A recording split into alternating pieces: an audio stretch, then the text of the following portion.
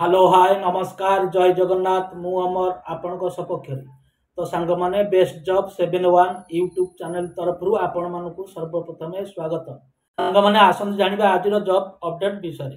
तो सांग माने आपण मानकर शिक्षागत योग्यता जदि 10वीं पास एवं +2 +3 रही ताहले आपण माने एई housekeeping supervisor job T pi परिछंती।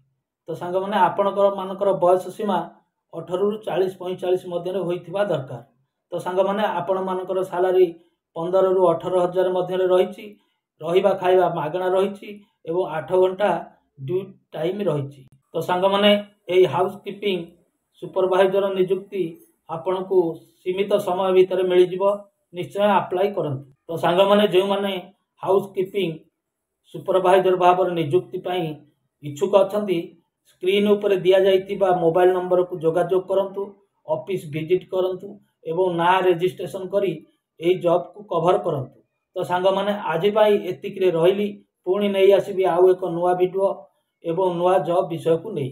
तो सांग माने रहउची नमस्कार जय जगन्नाथ।